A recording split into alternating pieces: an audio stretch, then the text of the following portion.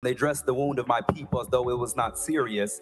Peace, peace, peace, they say, where there is no peace. That's what the chant means, is that we have no peace. And that until we act, there will be no peace for the thousands of children who came here demanding that we act, who are afraid that if they're in school, they will be gunned down because you have passed laws to make it easier to get a gun than it is to get health care. So, of course, the Republicans, they think no justice, no peace means we're gonna fuck you up or whatever. But they're saying even in the absence of the people protesting saying that chant, there cannot possibly be peace if there is not justice on this issue, meaning if there are still, in this case, easy access to weapons of war, to firearms, to people that should not be able to get them, that red flag laws might catch, that wait time for gun purchases might catch. Like, even though I don't necessarily agree that banning of assault rifles would catch, you cannot possibly have peace in that scenario, even absent the protest. So after years and years and decades and possibly centuries completely discounting the youth, the younger voters of this country, the GOP talking constantly about how the youth are the problem, and that, not like my generation was super cool and totally not problematic, and there were no progressive or left-wing people in my generation. You know, just completely 100%, not even asking for the votes of the youth. The GOP has decided, well, given our recent lack of success in the Wisconsin special election for the election of a Wisconsin Supreme Court justice, the Democrat won, which is very good. They've decided, no, it's the young voters that are the issue, obviously, here. It's not that we, as Republicans, need to change our strategy and maybe actually push for things that appeal to the youth. No, it's the youth, they're just the problem, whatever that means. It begs the question, then if the youth are the problem, what do you do about it? Let's find out. This is former Wisconsin Governor Scott Walker. This man in a skin suit. I'm not sure this is his original face. I think this might be a face he stole from somebody else. Let's find out. Issue here, we've seen it particularly in Wisconsin, but across the country, is younger voters. In Wisconsin last fall, we saw about a 40-point margin that younger voters gave to the Democrats running for Senate and governor. We saw similar margins in Pennsylvania. Okay, so the democratic process is working. People are voting. More people are voting even in this demographic you've correctly recognized. All right. The reason why you have John Fetterman in the U.S. Senate, in Arizona, in Georgia, and elsewhere. And just this week in Wisconsin, we don't yet know the numbers by age, but we do know that Dane County, which is where the University of Wisconsin's flagship campus is at. About 50,000 students are enrolled there. Dane County cast more ballots in the race for the Supreme Court than the largest county in the state, Milwaukee County. And in Dane County, 82% of those votes went for the radical. And so unless... Damn, that's crazy. Huh. Democracy, you know, or a representative republic or whatever that we live in, where there are people in this country, and the laws that are drafted and pushed for and legislated into law, codified into law, affect all of them, more or less. They get to have some bit of a say on the goings-on of the country by casting a vote for a representative who is then elected and then ostensibly pushes and tries to legislate things that would help them, that they're asking for, that they elected them for, you see. And in this case, for a judge. So the problem is... we turn young people around, and it's not as simple as one campaign ad or some sort of a coalition. This is years of liberal indoctrination coming home to roost, and we've got to turn it around if we're going to win again. Years of liberal indoctrination. What is that indoctrination exactly? That the wealthiest people in this country are not paying their fair share of taxes and could afford to pay more while still retaining immense amounts of wealth. And then we could redistribute those tax revenues to services that would help the American people, like, I don't know, in the case of young people, subsidizing higher education costs and tuition costs so that they don't have to literally sell their plasma in order to afford to pay off their student loans, in order to, you know, pay for the crime of pursuing a higher education and trying to get a good paying job that is a productive one and contributes to society. Or, you know, perhaps you can use some of that money to make sure that the health of your people, in the richest country the face of the earth has ever seen, the health of your people remains good. So that if they go and end up getting sick or hurt, and they end up going to the doctor, they don't end up going into medical debt and potentially medical bankruptcy for often unpreventable illnesses that every other comparable OECD nation has been able to find out how to taxpayer subsidize. Maybe those things could be a product of liberal indoctrination. I seem to think, however, that those things are things that, normal people agree on. I think normal people understand that if we're going to be forced to live in a society and we're going to be forced to live by the dictates of the laws of the society, and we're going to have to pay taxes to a government, that government should, in fact, utilize those revenues to help the people that are paying the taxes and the people that are living in the country. But no, sure, it's the young people that are the problem.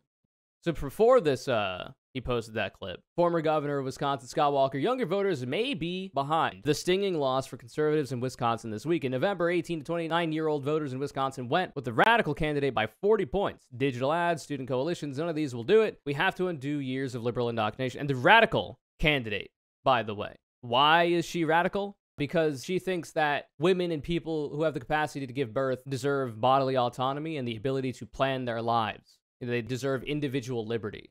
And they are not anti-choice, because of that. That's the radical nature of this. The idea that the will of the people should be who decides elections, whereas her opponent actually thought the opposite and was willing to try to give the election away to Donald Trump if he was in that seat of power at the time. That radical, right? So we've got from the Brookings Metro, Democrat and Republican vote margins for voters ages 18 to 29 select Senate elections 2022.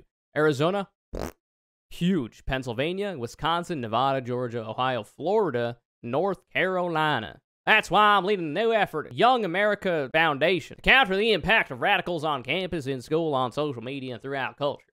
And it is just this meme. It is quite literally just this meme. So, essentially, what Republicans have come to the conclusion on is that their continued political relevance and existence hinges on the least amount of people voting as is possible. Now, this is not a new revelation. It's just that their usual reliable voting demographic, the boomers, are getting older and meeting their end, ideally peaceably, of old age. And the newer, younger voters that are now becoming 18 and then old enough to vote are increasingly progressive, increasingly further left. And they don't like that. There's actually a graph that I wish I had where it shows by age bracket the rates of people voting Democrat and Republican. And like the silent generation is like massive upwards trend. The boomers are that way as well. The Gen Xers, it's like slowly falling off. The millennials even have a similar kind of track, but it's not as severe. And then Gen X is actually going the opposite direction, becoming more left-wing. So they've realized that, and they're like, okay, well, we can't really have people voting then, right? The people that we've identified as not being likely to vote for us, we can't really have them voting, because then we won't win elections. So then they go on, like in Texas, to seek to ban voting sites on college campuses, citing a so-called safety issue about election integrity, which would make it harder to vote if you are of voting age at a college campus. Now, this is, like I said, this is not new. This is from the 80s. Paul Weyrich, the, quote, founding father of the conservative movement, in the fall of 1980, 40 plus years ago, Republicans came to the conclusion that they were not popular enough to win popular elections. If we decided elections by popular vote, especially for the general election for the president, they would not win. They would not have a chance of winning. And, he talks about it pretty clearly here. Now, many of our Christians have what I call the goo-goo syndrome. Good government. They want everybody to vote. I don't want everybody to vote. Elections are not won by a majority of people. They never have been from the beginning of our country, and they are not now. And he's right about that. In the beginning of our country, in order to be able to vote, you had to be a white landowner. If you were poor and white, you could not vote because there was a class dynamic. Voting was only meant for the upper crust of society. All of you unwashed plebeians with your 9-to-5 jobs are not worthy enough as human beings to be able to decide what goes on in your country and to put in place laws that affect your life. Republicans think you are worth dog shit unless you own capital. So he's correct about that. Elections have never been decided by the amount of people who voted for somebody because they've never allowed everybody to vote. Not even to mention black and brown people voting back then. As a matter of fact, our leverage in the elections, quite candidly, goes up as the voting populace goes down. So they're happy to tell you that themselves. You've probably heard me say this many times if you've watched my YouTube channel for a while, that the higher voter turnout is, the more likely it is a Democrat is to win. The lower voter turnout is, the more likely Republicans are to win, historically speaking.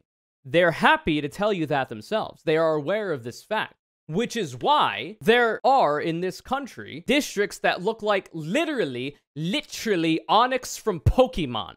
This is Dan Crenshaw's district, district number 2 for the House of Representatives in Texas. This is what's called gerrymandering, meaning you try to pool together the people that are most favorable to you in this absolute cum stain of a district map, and that would give you the most proportions of the vote as possible, while disenfranchising a bunch of people in the outskirts so that you essentially make it almost impossible for a Democrat to win or a Republican to win. Partisan gerrymandering. Now, it seems to be the case that Republicans are more likely to engage in this because they understand that the less people that vote, the more likely they are to win. Republicans, literally, their existence is antithetical to democracy. The Republican Party in its current state, and given trends of younger voters becoming more and more progressive, the Republican Party cannot exist and maintain political relevancy if elections are decided by people voting and getting more votes, right? The popular vote. That's also why they voter suppress, why they want to stop college campuses from being able to have voting sites, because they know the youth are less likely to vote for them because the Republican Party is openly hostile to the wants and needs of the youth. They don't want to court your vote. They just want to make it so you can't, very clearly as well. This is why the Electoral College, which is literally just a participation trophy for the Republican Party, and should it be abolished or even reformed would make their chances of winning significantly less likely, exists. It was literally appeasement to slaveholders when it was created. And it maintains as that as well, because the modern-day Republican Party would absolutely own slaves if they could. Also, they are not unaware of the fact that 1 in 5 adult members of Gen Z, so people who are able to vote, identify as LGBTQ. All of this propaganda about, oh, all queer people and trans people, these are spooky, scary people. No, you can't be that. You know, all that just doesn't work, apparently, because 1 in 5 adult members of Gen Z self-identify as LGBTQ. More and more people are identifying as LGBTQ because it is becoming more and more acceptable in society to be LGBTQ. For a long time, there is laws on the books where you could not be queer. You know, the anti-sodomy laws, where you could not be queer and you could actually get in trouble for doing that.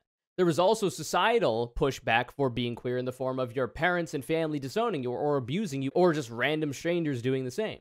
But eventually, Obergefell is passed. Lawrence is passed in the Supreme Court. Anti-sodomy laws are now not legal, and gay marriage is now legalized. And suddenly, people are able to understand that, oh, queer people, they're just people living their lives like everybody else.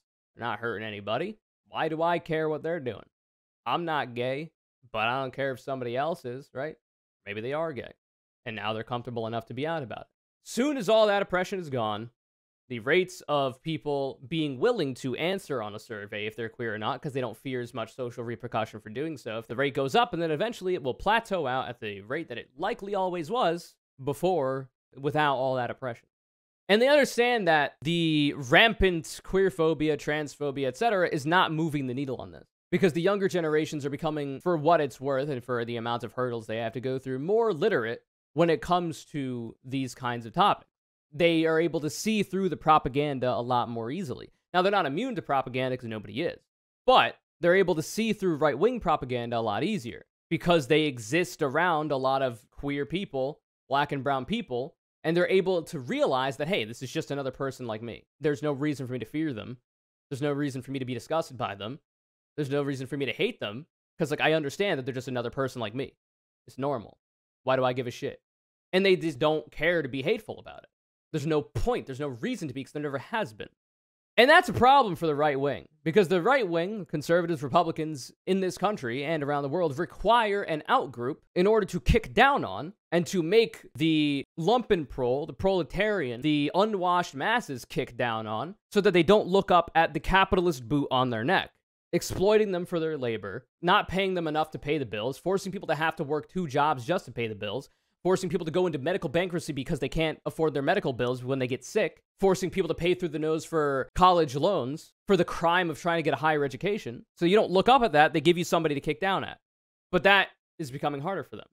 Trans people are now that person to look down upon because gay people are a harder target. Now, of course, they target both at the same time, but trans people are the focus.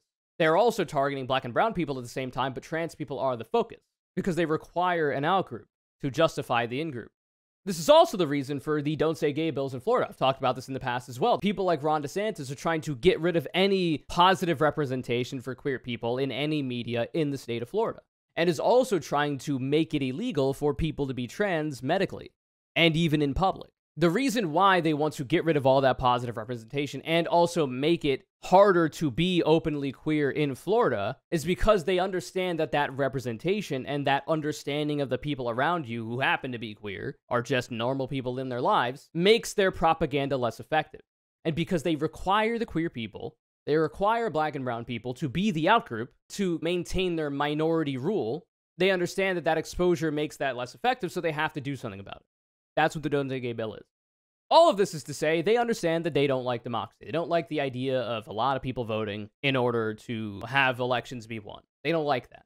They'll tell you that themselves. They're happy to tell you that themselves. And they also understand that, well, there's ways to get around that. They're still losing races even though they are gerrymandering the fuck out of their districts, to the point where they look like literal Pokemon in order to win elections. They're still losing elections by trying to close voting sites and engage in a variety of voter suppression measures in order to make the least amount of people vote. So, it doesn't seem like democracy is conducive to the continued relevance politically of the Republican Party. So then what? Well, of course, you try to subvert democracy by utilizing and weaponizing the judicial branch. Because there are three branches of government. There's the legislature, there's the executive branch, and then there's the judicial branch. If you lose the executive branch to Joe Brandon, well, you might still have the legislative branch and the obstructionist Republicans to stop a variety of left-wing things from going through. They're able to stop that through obstruction. If they lose the legislative branch, well, then what's left? The judiciary. The problem is the judiciary is supposed to be nonpartisan. They're supposed to be objective, and they're supposed to read the letter of the law and interpret it, and come to conclusions based on the letter of the law, not their own political leanings. This is why they are being given the privilege of having lifetime appointments. With a facade of, they were elected by the representatives getting elected, and then eventually the executive branch appoints a new Supreme Court justice, and then the legislature votes to confirm it, and blah, blah, blah. Now, of course, if the executive branch is won by, say, Donald Trump, who loses the popular vote, or by, say, George Bush, who loses the popular vote, but still wins anyway because of the participation trophy of the Electoral College, well, then you have Supreme Court justices there to, even if the legislature and the executive branch are there to pass a law, if the Republicans don't like it, well, then you just have the judicial branch, who you've packed with conservative activist judges, strike it down. Say it's not legal. Say it's unconstitutional. Because instead of being the objective arbiters of the rule of law, they're actually just activists themselves. They're actually just partisan people themselves, but they're unelected with lifetime appointments often. That is the point of the Federalist Society, like I've talked about in the past. The idea is you pack the courts at every level with conservative activist judges so that even if you lose the legislative branch, you lose the executive branch, you can still legislate from the bench. And Ali Alexander, who was one of the organizers of the Stop the Steal protests that led to the January 6th attempted insurrection, is happy to tell you himself. He wrote, "We just lost the Wisconsin Supreme Court. I do not see a path to 270 electoral votes in 2024, meaning he does not see a path to a Republican winning presidency. Put someone popular on the ballot and mobilizes so many voters that they won't be able to fake it for the guy streaming from his basement." He's talking about Joe Brandon, I guess. Absent of that, GOP has less than 10% chance. Reason being, the Wisconsin Supreme Court is going to the Democrat, the more liberal person, makes it less likely that the Wisconsin Supreme Court decides that, oh no, actually Donald Trump won or Ron DeSantis won, even if the challenger to them, Joe Brandon or whoever else, ends up winning. Because that was the goal. That was the goal in Georgia. That was the goal in a variety of states. Even Josh Shapiro, now governor of Pennsylvania, was running against a guy named Mastriano, who literally said if he was governor during the 2020 election, he would have tried to, with all he could, usurp the will of the people, stop Joe Brandon from winning, and make it so that Donald Trump won instead by any means that he had. He literally said this. That is the goal, because they understand that they cannot win popular elections. They're telling you that. And here we have an example of that happened very recently, April 8th, 2023. Rival rulings on medication abortion hypercharged the post-Roe legal war. This is a little bit after. So, a Trump-appointed judge decided that after 23 years of its use and approval from the FDA, the abortion pill mifepristone, which is used for abortions in the earliest possible weeks, is no longer legal, and it should be halted.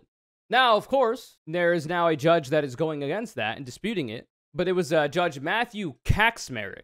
Judge Matthew Kacsmaryk. So even if Roe v. Wade is settled super precedent and got there through the legislative branch, the executive branch, and then even this time the judicial branch, well, if you control enough the judicial branch, you could just say, no, actually it didn't. The law isn't actually that because I said so. And that's the entire point.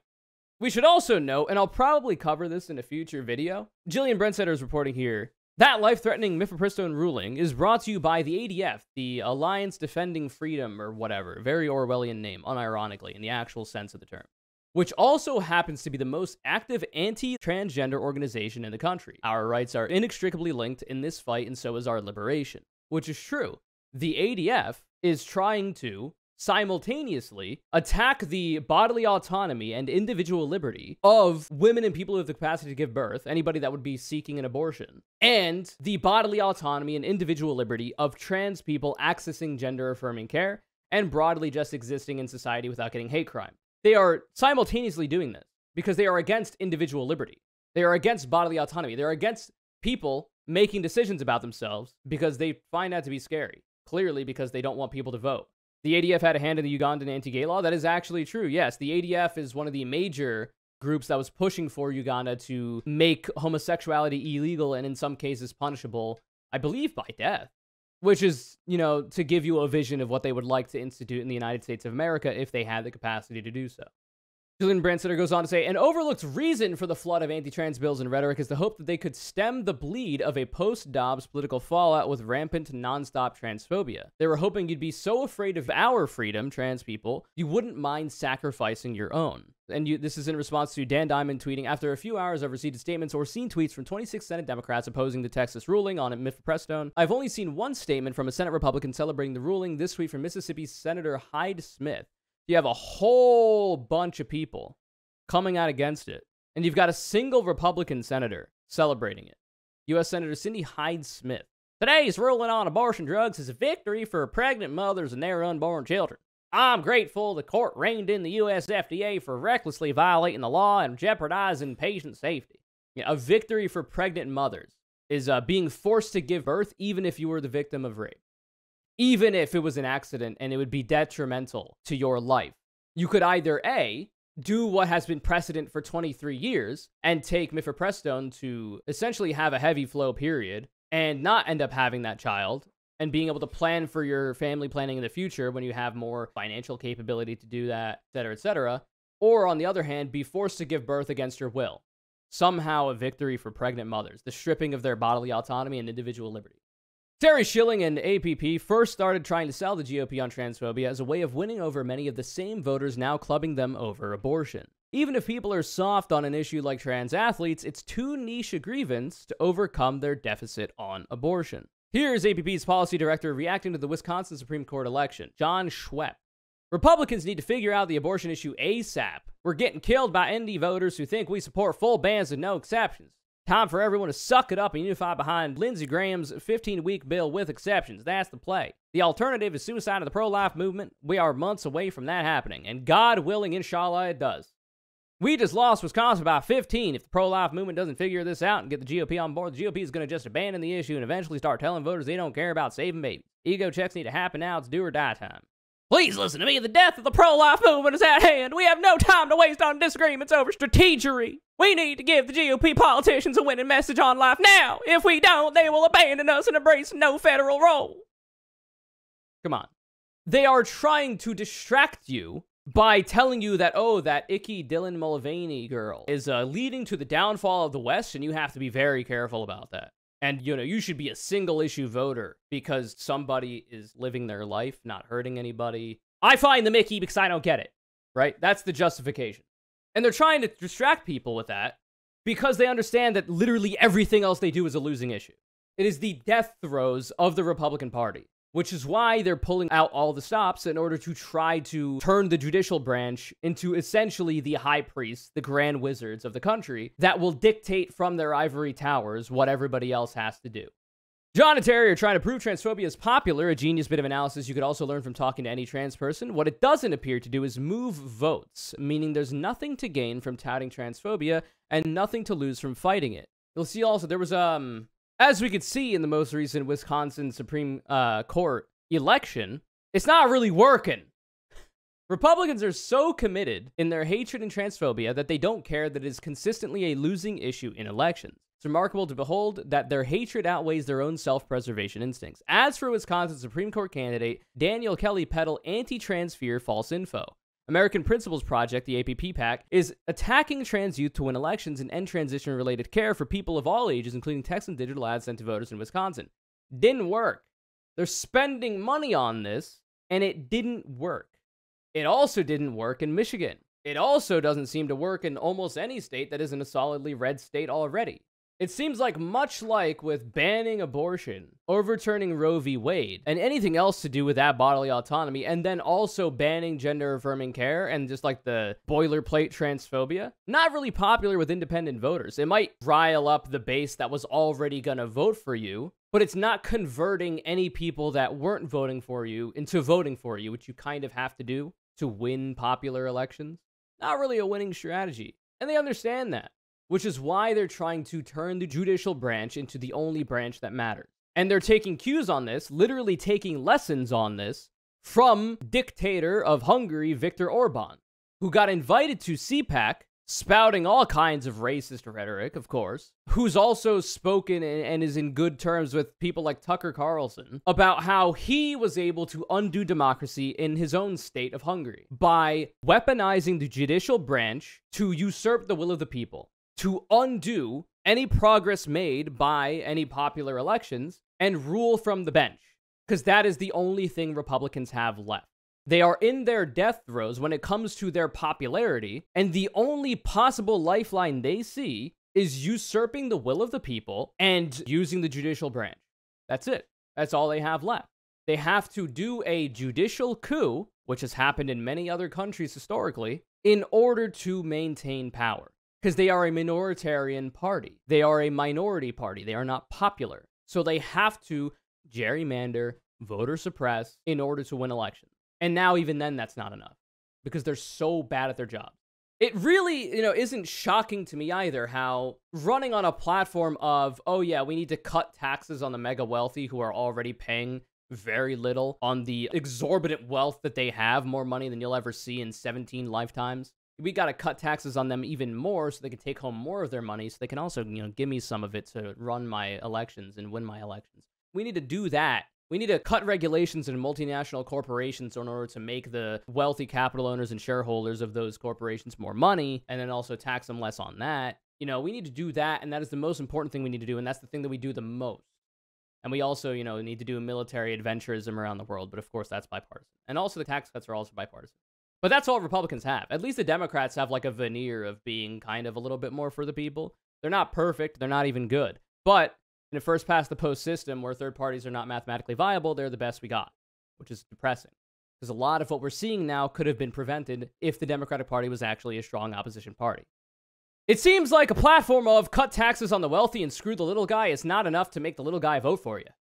So you gotta, get your wins through alternative means. Additionally, the conservative activist judges on the Supreme Court, among them, Clarence Thomas, who was recently, in really good reporting for ProPublica, exposed for having been treated to luxury vacations by billionaire Republican donor Harlan Crow. A partisan judge, perhaps? You wonder. He's not disclosing it either, which is a possible breach of ethical standards, even though the Supreme Court has less ethical standards than lower courts do. So that's interesting. Perhaps there's a conflict of interest here. Maybe. The so-called objective interpreters of the Constitution that are not supposed to be politically motivated at all are getting exorbitant gifts from Republican megadonors. Seems like cause for concern. Also, apparently this Harlan Crow character has a signed copy of Mein Kampf. Great job. A variety of people have probably already reported on this. You can watch their videos on it. But that's the goal, right?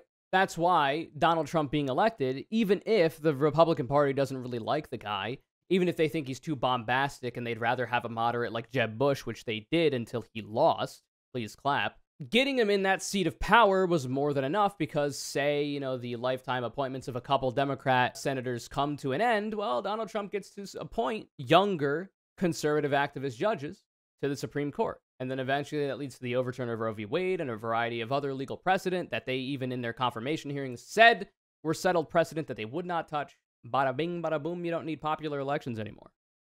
So that's not all. In a recent, really run-of-the-mill move by Tennessee, one of the biggest shithole states in the country, they recently expelled 2 of 3 people. One person survived their potential expulsion, happened to be a white woman, and the other 2 who ended up being expelled were 2 young black lawmakers. Makes you wonder why that was. And the reason that they were given for their expulsion was, they participated in a peaceful protest where the National Guard of Tennessee said no damage was done to the building and that everything was peaceful, and apparently that's too much. So we gotta expel you and usurp the will of the people that elected you and put you there. The tens of thousands of people that did. So in the fallout of that, it seemed to have just turned Justin Pearson and Justin Johnson into national figures. These 2 gentlemen are actually incredibly rhetorically effective. As somebody like me who is interested in rhetoric, these motherfuckers have it. It's very good. And it kind of seems to have backfired on them a little bit. Because everything seems to be backfiring on the Republicans a little bit. People are waking up, as it were. So here we have Tennessee State Representative Justin Pearson speaks after vote to expel him from the House over participating in gun protests. It's a longer clip, but it's worth your time.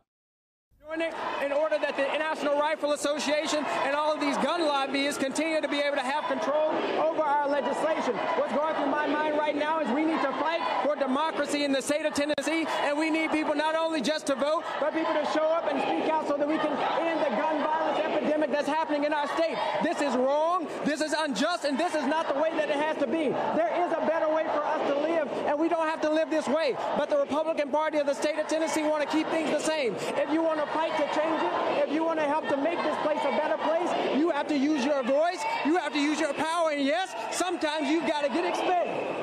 We knew we were going to keep our principles and our values. We knew that we were going to have our ancestors with us. We knew that we were not going to yield to injustice, and we will not yield because there's too much at stake. We see gun violence every single day. We have too many loved ones that we're putting in the ground, and these folks up here treat things like it's business as usual. It is not business as usual. Our lives are at stake, and we're going to fight for our lives just like they're fighting for the NRA. See, I neglected to mention this before I introduced the video, but they weren't simply protesting for no reason. They were protesting Republican inaction when it comes to common sense gun regulations that could have potentially stopped the Covenant school shooting from happening. They were literally protesting Republican inaction on saving children from being killed in the place that they should theoretically be the safest. That was too much for the Republicans in Tennessee, but they got the wrong one.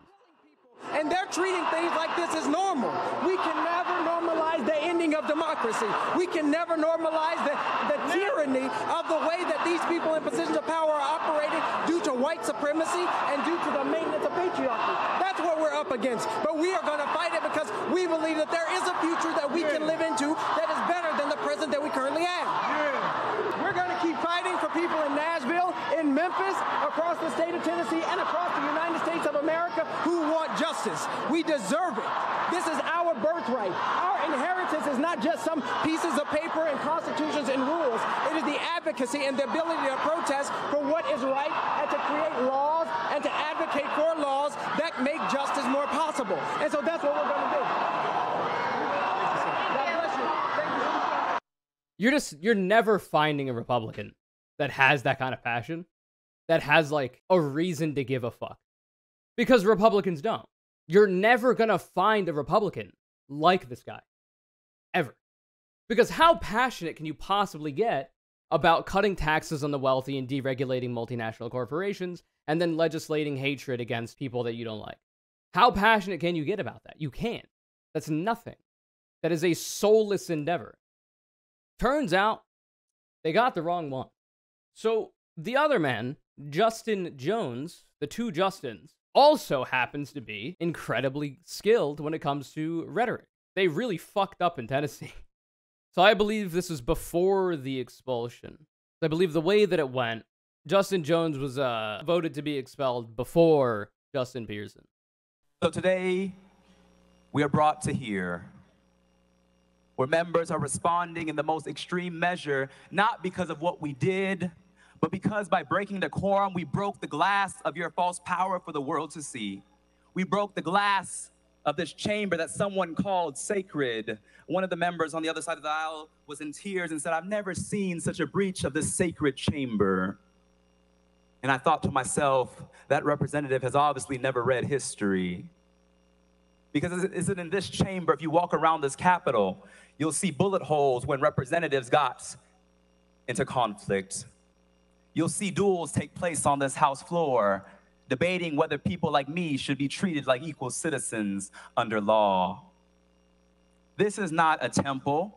This is a place where we're supposed to wrestle for our democracy and wrestle ideas and give voice to 78,000 constituents each of us represents. But for so long, this body, drunk with power, has modeled for the world what we know as nothing less than authoritarianism. And today is the climax of that behavior. That a week after a mass shooting plagued our community, the most direct action this legislative body takes, or should I say my colleagues on the other side of the aisle are taking, is to expel us for speaking about the issues of weapons of war on our streets. And we have more. There's a lot of clips from the hearings. I don't like how he stretches his word. Hey, it's for different people. You had an opportunity to defend your actions. One of the questions that keeps coming back to my mind that I hope maybe you can answer is when you say no action, no peace, what do you mean? What does Representative Jones mean by no peace? Thank you. Representative Jones. Thank you. I would invite my colleague from Putnam County to join any protest where that is a very familiar chant that usually goes, no justice, no peace. And I believe the roots of it lie in something that Martin Luther King stated, that true peace is not merely the absence of tension, but it is the presence of justice. That's what I was saying, is that until we act, there will be no peace in our communities.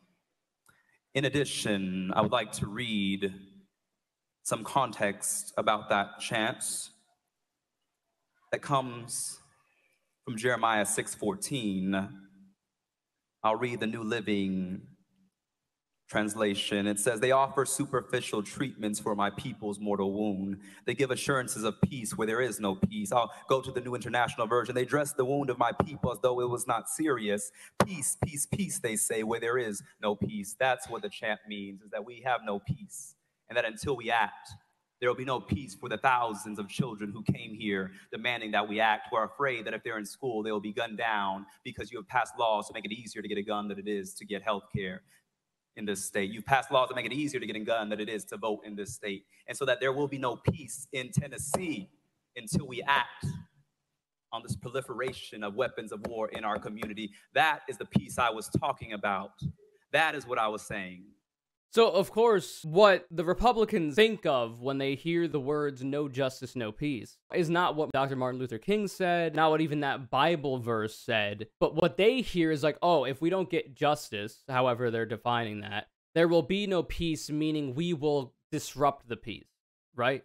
But they're saying even in the absence of the people protesting saying that chant, there cannot possibly be peace if there is not justice on this issue, meaning if there are still, in this case, easy access to weapons of war, to firearms, to people that should not be able to get them, that red flag laws might catch, that wait time for gun purchases might catch. Like, even though I don't necessarily agree that banning of assault rifles would catch, you cannot possibly have peace in that scenario, even absent the protesters. They think no justice, no peace means we're gonna fuck you up or whatever. That's their fucking demented mind on the Republican side of things, because that's what they're used to doing, right? Republicans are used to disrupting the peace in order to get their way.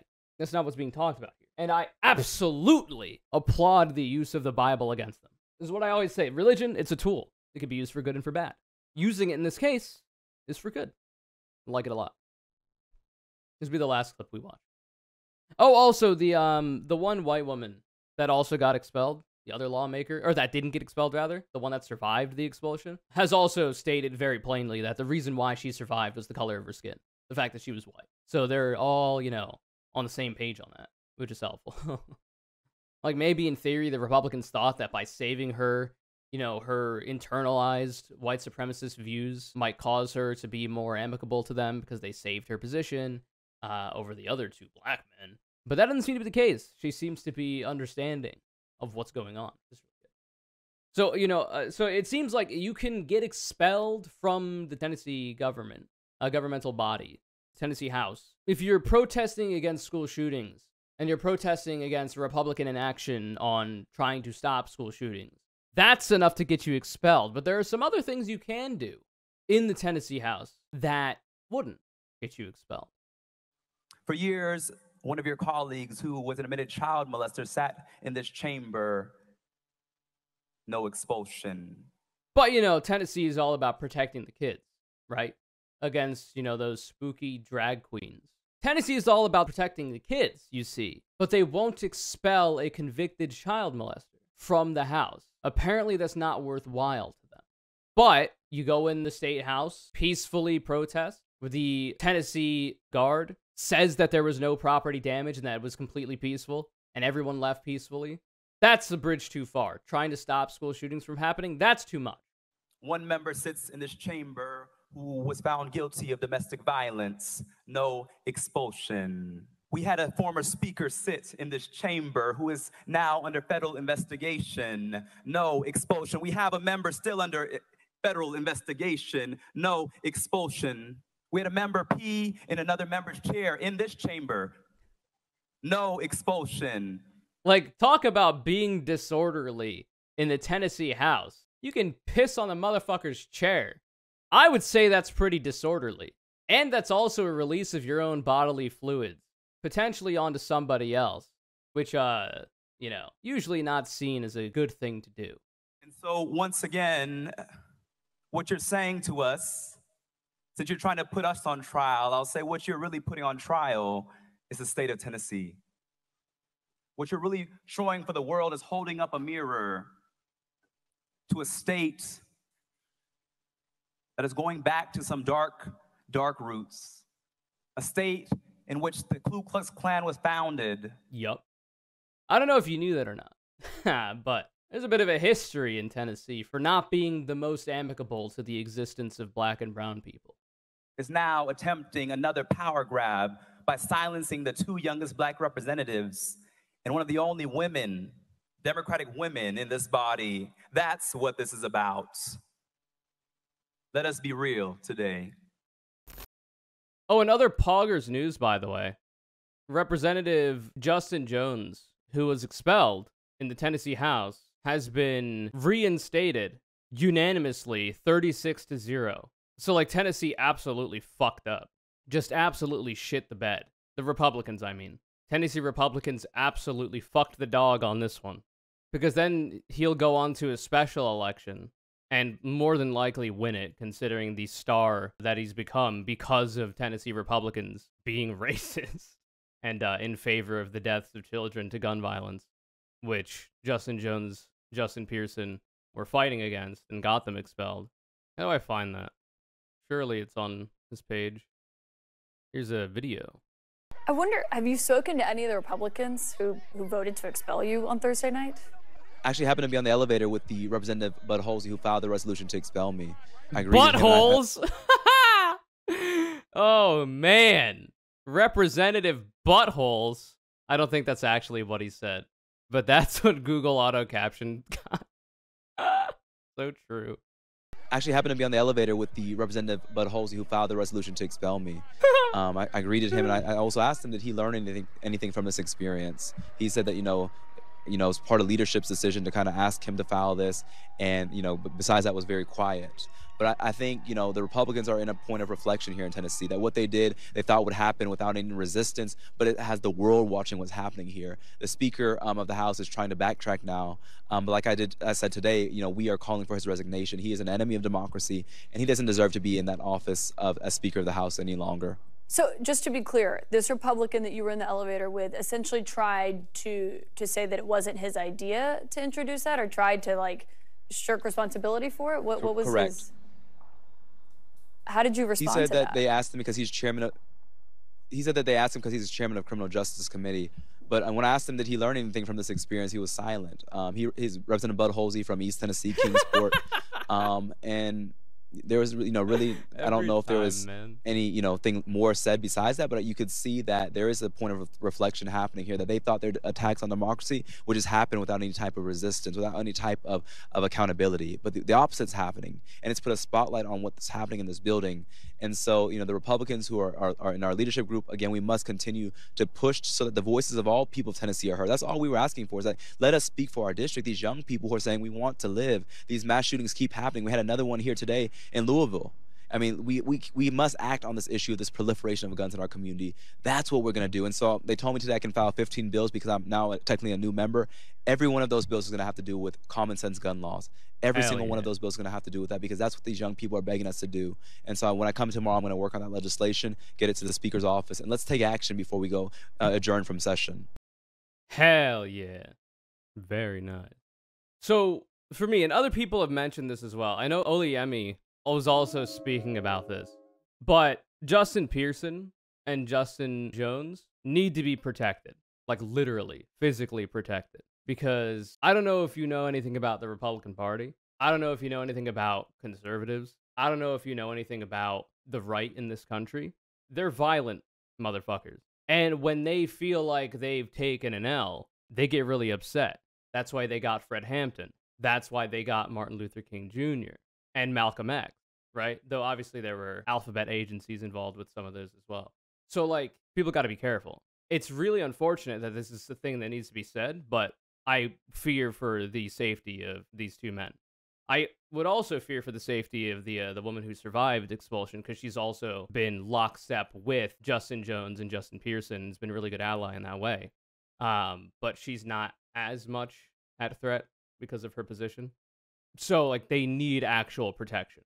I'm not this is not a joke, and it'll only get worse as well, because the more star power that they gain from this. And they've got an immense amount, which was literally gifted to them by the Tennessee Republicans. They played themselves.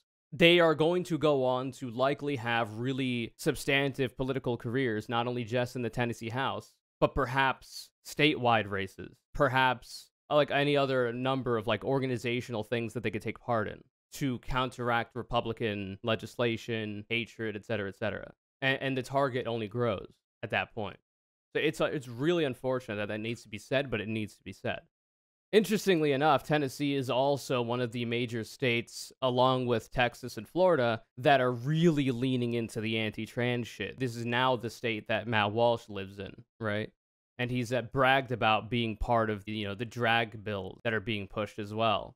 Tennessee is very excited to be bigoted in all its forms, not only just in this instance about the racism that was on display, the lack of care for the deaths of children that were on display, but also are very big fans of, eliminating trans people from public society. So if this leads to Tennessee moving in a different direction, that's good news. But the Republicans will fight tooth and nail for it. We've seen Governor Greg Abbott, right, recently moved to pardon a person who shot a BLM protester. Because of the stand your ground laws there, apparently he thought his life was at risk. The details of the story don't really seem to suggest that. But, like, the right wing celebrates its killers. They always have. We disavow, I disavow, I disavow. But behind closed doors, they literally celebrate their killers. They celebrate Kyle Rittenhouse. And you can, like, go into the fucking minutia of that case, but I don't think turning him into a valorized celebrity, even if you think that he was innocent in that instance, is a sane thing to do in a civil society. They celebrated the Club Q shooting. The data literally shows, like I've said before, that the grand majority of domestic extremist-related killings in this country are committed by the right wing. And the grand majority of those are white supremacists. They're very aware that their side is violent. That's why they are very excited about Civil War II. And that's also why they get triggered at the thought of left-wing people arming themselves for self-defense. Because the big meme for so long was like, oh yeah, well, if you want to push us to the brink to a civil war, brother, well, who got all the guns? Because all these Democrats are too scared of guns. Turns out not so. Turns out there are Democrats, left-wing people out there, that are interested in firearms for self-defense, which has largely been spurred on by a bunch of right-wingers, white supremacists, white nationalists, showing up at drag shows, for instance, armed as shows of force and intimidation, and now in response, people are arming up outside and standing outside to defend those events on the left. Like, it's consistently problems of their own creation, and they don't have the actual capacity to fix them through the normal democratic process, so they end up going through extra legal means. And a lot of that is just violence. I put this clip up here. This is in response to the Tennessee legislators getting expelled as well, from Maxwell Frost in the hell state, the absolute shithole state of Florida, who is the youngest elected member of the House of Representatives, who also acknowledges this fact, which I'm very happy about, because I've been talking about this for a while, and I'm glad that there are sitting members of Congress who are able to understand this. Well, thank you so much for having me on, Lawrence, and today was incredibly triggering, and just reminded me of the reason that I got in this fight in the first place. We saw two black, young Democrats, patriots who were simply just fighting to end gun violence in their communities, to fight for a safer Tennessee, to fight for freedom and liberty for every single person in their home. And they were expelled today for that fight because of the color of their skin, because they refuse to live in a country where we lose 100 people a day due to gun violence. And I am in solidarity with them on this. And what we know to be true is this: they can expel these two members from the House, but they cannot expel this movement from this country. And that's why the right wing, not just in Tennessee, but across this entire country, is starting to move into this fascist ideology of removing people from office, passing laws to change education, because they know that time is not on their side, because a new generation, the most progressive generation in the history of our country, will not stand for a country where we lose this many people due to gun violence. And both Representative Pearson and Jones understand that and are patriots, and I honor them tonight. It feels so good. Like, does Representative Maxwell Frost watch my stream? Does he watch my YouTube videos? If so, what's up? That's pretty cool. Because, like, I've been saying this for a long time. This has been my talking point for a long time. And I've been, iterating on this and articulating it for a while as well. And that's also coincidentally what this entire video is about. So it's a bit of a hopeful note in the face of injustice that Tennessee got the wrong ones, and the entire younger generation is also the wrong ones when it comes to the continued political relevance of the Republican Party. They know it. That's why they're trying to do a judicial coup in this country. That's why they know that the legislative branch is not going to be the easiest for them to maintain power in. They know that the executive branch is not the easiest for them to maintain power in, because their demographics are dying out. And also, frankly, rest in peace to all of them, but because of Republican obstruction and inaction on the COVID response, a lot of Republican voters have ended up dying to COVID, which could have been prevented. So they didn't do themselves any favors on that either. And they know that the younger generations more and more are becoming less and less likely to vote Republican, more and more socially progressive, and even economically progressive. And that scares the shit out of the Republican Party. They understand that their time is limited, their time is running out, and they have to, as a last-ditch attempt at maintaining their minoritarian rule over this country, like the would-be, wannabe kings they want to be, is utilizing the judicial branch after packing it with conservative activist judges through the Federalist Society in order to, even if they lose the legislature, lose the executive, laws get passed, they could just say those laws don't count. That's it. So you gotta get active. You got to get involved. You absolutely should engage in defensive voting, even if you hate the Democratic Party like I do. They are less likely to be outwardly and aggressively anti-marginalized groups on social issues. They're not perfect. I hate them more than you, I can guarantee it, because they put me in a position, and so do the Republicans, I guess, of having to advocate that people vote for their sorry asses. If there was a viable alternative, I would be pushing for that instead, but there is not. But electoralism also isn't the end of it. Right, like if it is not hard for you to vote, you absolutely should vote for the least bad option, which is always going to be the Democrat. There's not really a lot of room, unfortunately, and this is also a benefit to the Democrats, especially the ones that don't want to do anything. There's not a lot of room for, oh, but, you know, these Democrats are not that good, and they don't do this good shit over here, and all this kind of, there's no room for that. It is either Republican fascist authoritarian rule, or not that. Whatever or not that is, it's not going to be as bad as Republican authoritarian fascist rule, where they try to non-exist a variety of queer identities and then continue to suppress black and brown people and also suppress all poor people, regardless of their race. Whatever the other option there that happens to come from Democrats winning is going to be better than that one. So if it is not overwhelmingly difficult for you to vote, because I know it can be, if you're in a state that has a lot of voter suppression, if you have to work, you know, a lot of hours and can't take time off work to vote, if you got a lot of dependents, children, etc., that you can't take time away from. I understand if it is difficult for you to vote, if you cannot. However, if it is not overwhelmingly difficult for you to vote, you should absolutely be voting for the least bad option, which is always going to be the Democrat. And that's not all. You should also be engaging in the direct action that you say, if you are anti-electoralist, you say people should be engaging in. Because if people don't even have the time to vote for the least bad option, then surely they're not going to have the time to do the direct action, the mutual aid, the on-the-ground, you know, feet to the pavement action that you're talking about they should be doing instead. You should be doing both.